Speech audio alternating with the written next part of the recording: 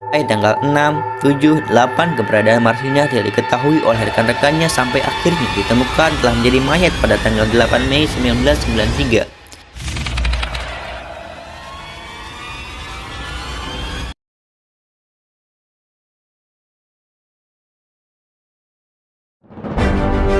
Gengs, Assalamualaikum warahmatullahi wabarakatuh. Gue Sam. Di channel ini gue bakal kupas tuntas segala hal tentang horor, misteri, teori-teori konspirasi dan sejenisnya. Jadi bagi lu semua yang suka dengan konten begitu, jangan lupa mampir ke channel ini. Gue bakal sering-sering upload video yang menarik dan bikin merinding pastinya. Jadi jangan lupa klik subscribe, like, komen, dan nyalain notifikasinya. Ayo sama-sama kita bangun channel ini agar selalu memberi informasi dan hiburan untuk kita semua. Adios, let's go.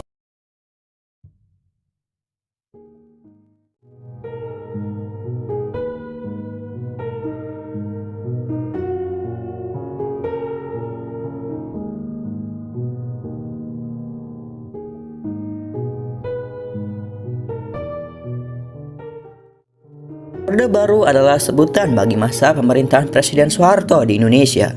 Orde Baru menggantikan Orde Lama yang merujuk kepada era pemerintahan Soekarno.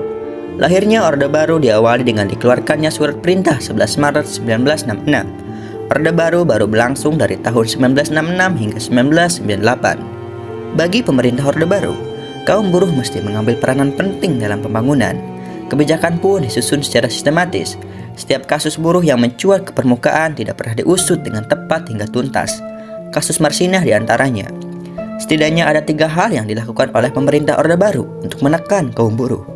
Pertama, upah yang rendah. Kedua, jam kerja yang tidak beraturan. Dan ketiga, keterbatasan berkumpul dan berserikat. Kaum buruh boleh berserikat, tetapi hanya satu yang diakui oleh pemerintah, Serikat Kerja Seluruh Indonesia atau SPSI. Selebihnya tidak diakui. Manakala kaum buruh berunjuk rasa dan memperjuangkan kenaikan upah, mereka akan berhadapan dengan pentungan, bahkan kematian. Kaum buruh ditakut-takuti dengan ancaman penangkapan, pemenjaraan, dan pembunuhan. Itulah yang dihadapi oleh Marsinah. Ia berjuang demi upah sama buruh, tetapi nasibnya amat naas. Hidupnya berakhir pada kematian. Bahkan setelah meninggal pun Marsinah tidak pernah mendapatkan keadilan. Terlalu banyak rahasia, terlalu banyak misteri. Mengenal Marsinah.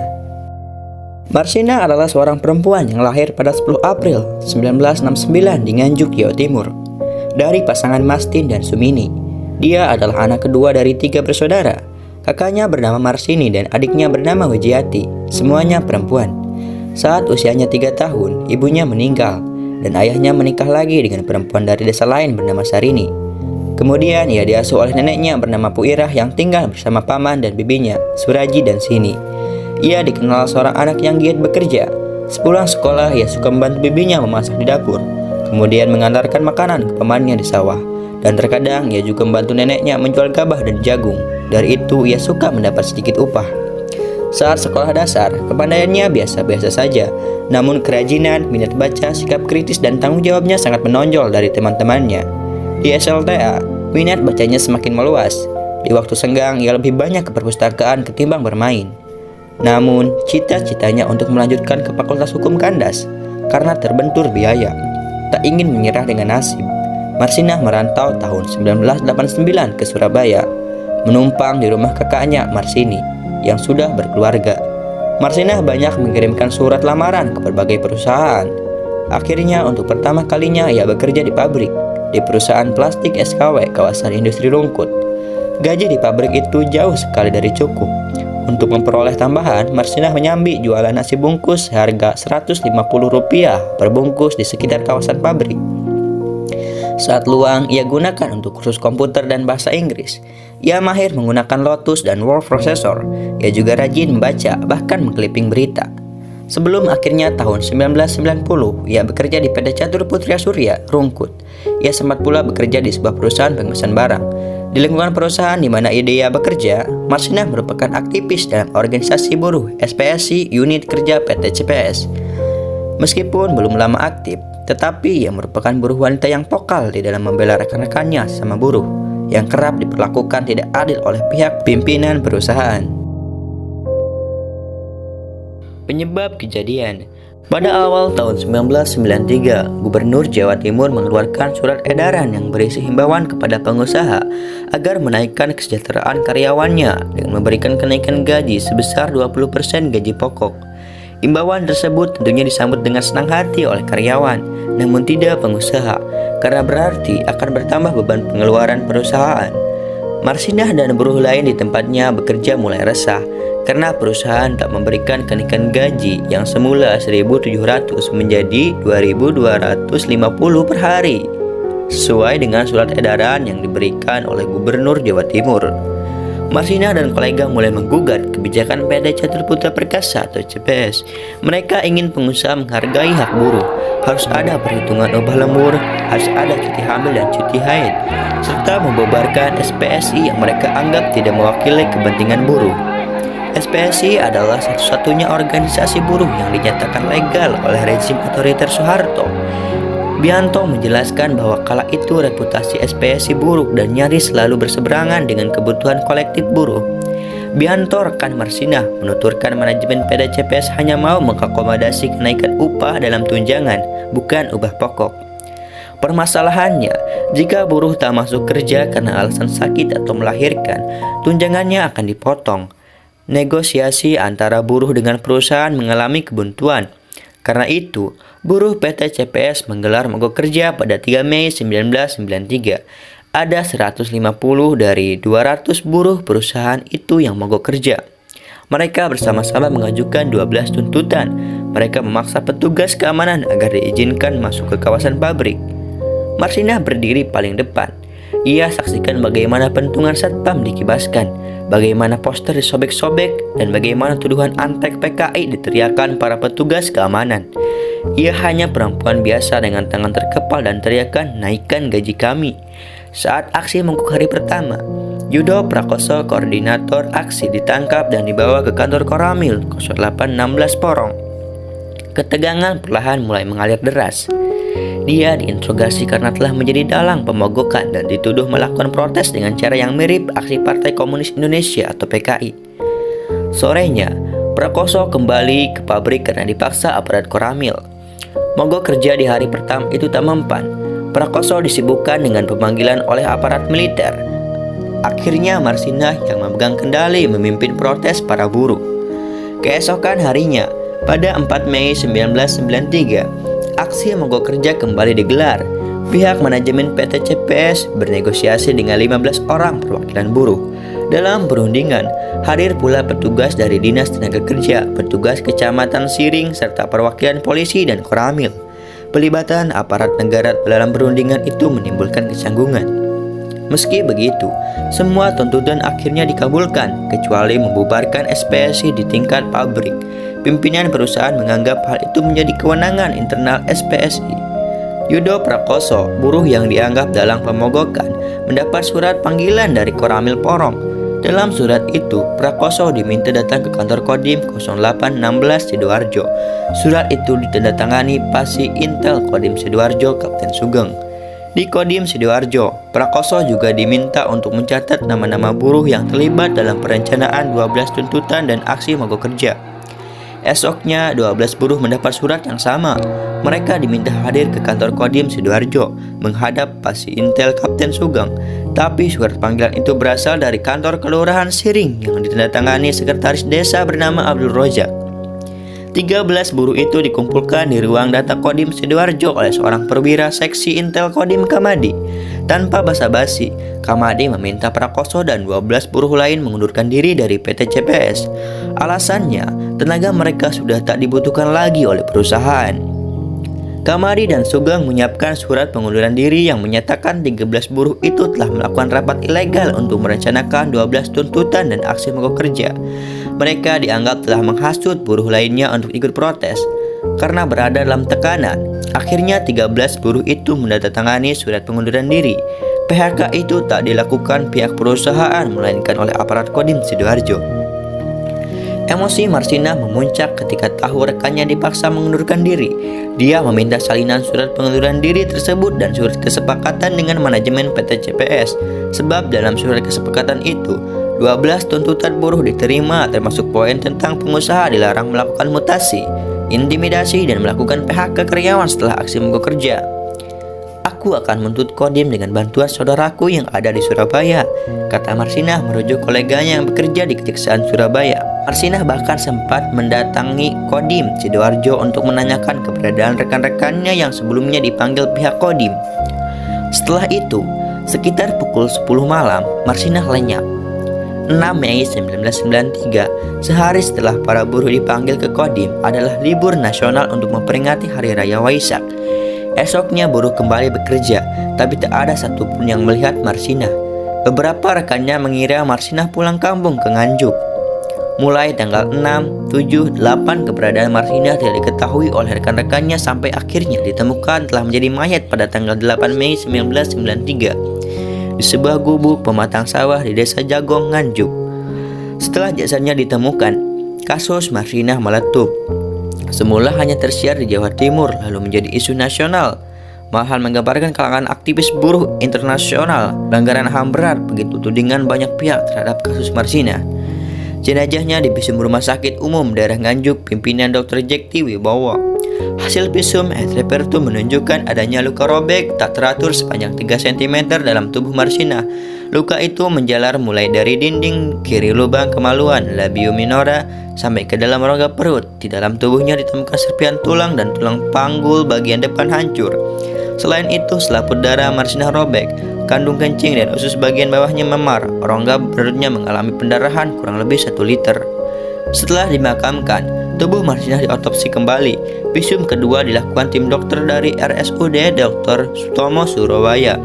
Menurut hasil visum, tulang panggul bagian depan hancur, tulang kemaluan kiri patah berkeping-keping, tulang kemaluan kanan patah, tulang usus kanan patah sampai terpisah, tulang selangkangan kanan patah seluruhnya, labia minora kiri robek dan ada serpihan tulang.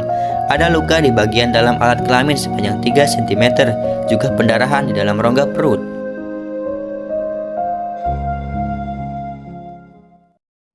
Terduga pelaku pembunuhan.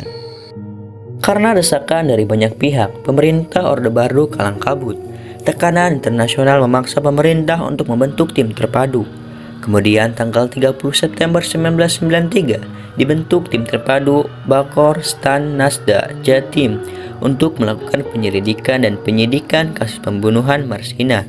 Yang menjadi penanggung jawab tim terpadu ialah Kapolda Jawa Timur dengan Satgas Kadit Reserse Polda Jawa Timur yang beranggotakan penyidik atau penyelidik Polda Jawa Timur dan Den Intel Brawijaya.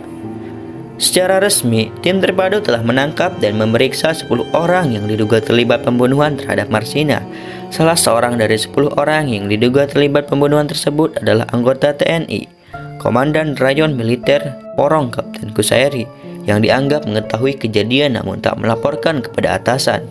Pada persidangan Senin 29 November 1993, terdakwa Suwono dan Widayat memberikan kesaksian di depan majelis hakim. Menurut Suwono dan Widayat, mereka ikut dalam rapat pada 5 Mei 1993 sore. Rapat itu dipimpin Yudi Susanto dan membahas kondisi produksi perusahaan sejak buruh terus berunjuk rasa. Di dalam rapat ini juga merencanakan pembunuhan terhadap Marsinah. Rapat itu berlanjut, namun yang menjadi pimpinan rapat selanjutnya adalah Mutiari. Singkat cerita, rencana pembunuhan disepakati pada malam itu juga. Widayat mendapat tugas sebagai sopir yang mengemudikan mobil Hijet 1000 milik perusahaan untuk membawa Marsinah dari tempat kosnya di Porong sampai ke rumah Yudi Susanto di Surabaya. Sedangkan pengakuan Suwono, dia bertugas menyekap dan mengikat Marsinah yang dibantu oleh Suprapto.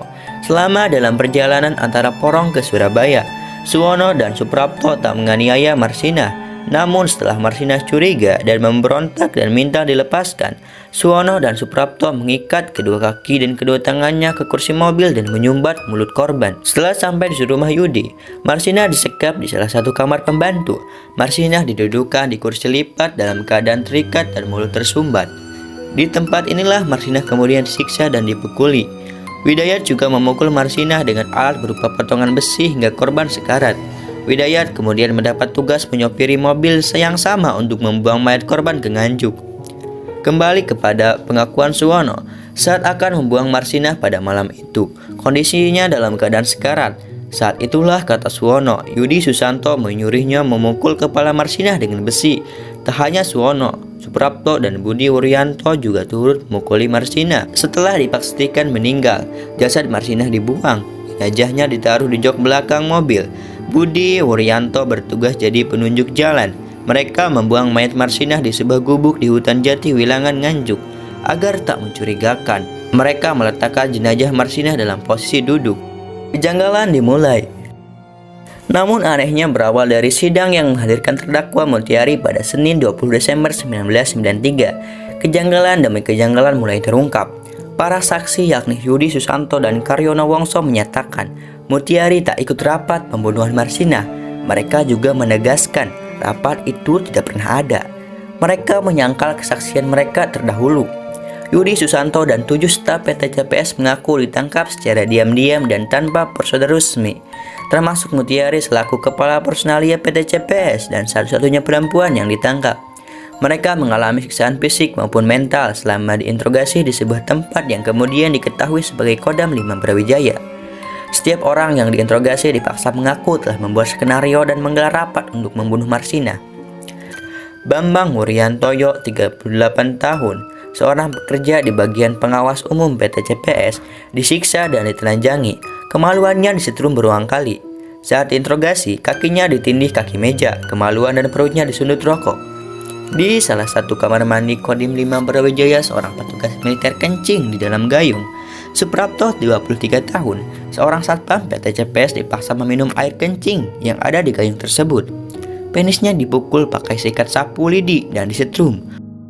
Mulut Suprapto disumpal celana untuk meredam jeritannya saat disiksa. Kepalanya ditetak dan ketiaknya disulut rokok.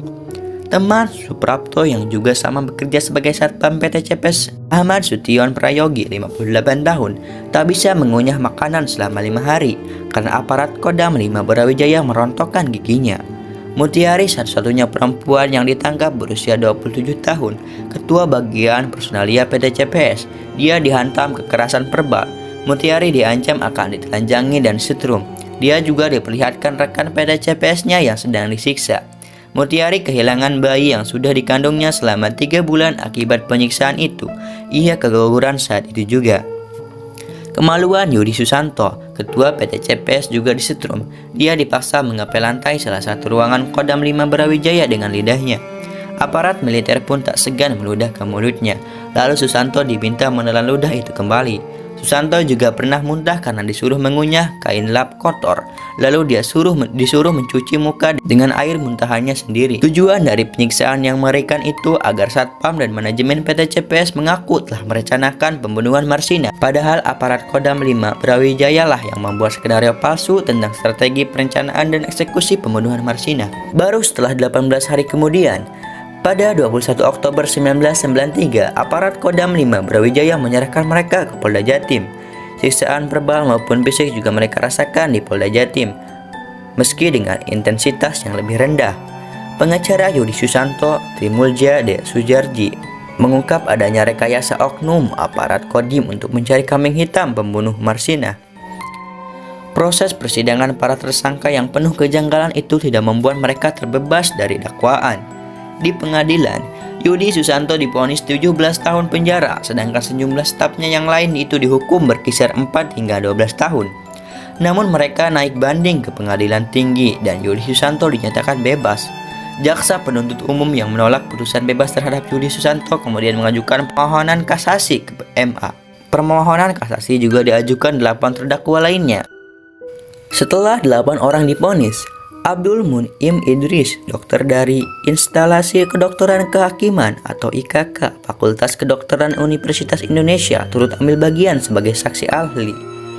Dalam persidangan, dia memaparkan kejanggalan barang bukti, kesaksian, dan hasil visum. Menurutnya, visum pertama tak sesuai standar pemeriksaan jenazah karena hanya bersifat parsial. Idris mengungkapkan bahwa barang bukti proses peradilan berupa balok janggal. Ukuran balok yang digunakan menyodok bagian genital tubuh Marsinah tak sesuai dengan besar luka pada korban, yakni 3 cm. Menurutnya, satu luka pada bagian kelamin Marsinah tak sesuai dengan jumlah terduga pelaku. Idris menegaskan bahwa pendarahan bukan penyebab kematian Marsinah, melainkan tembakan senjata api. Baru pada 3 Mei 1995, 2 tahun setelah kejadian, Mahkamah Agung MA memvonis bahwa 9 terdakwa tak terbukti melakukan perencanaan dan membunuh Marsina. Mahkamah Agung Republik Indonesia kemudian membebaskan para terdakwa dari segala dakwaan, bebas murni. Putusan Mahkamah Agung RI tersebut setidaknya telah menimbulkan ketidakpuasan sejumlah pihak sehingga muncul tuduhan bahwa penyelidikan kasus ini adalah direkayasa. 9 terdakwa dibebaskan, tapi siapa pembunuh Marsina hingga kini tak pernah diungkap pengadilan. Misteri kematian Marsina tak pernah terungkap sampai sekarang.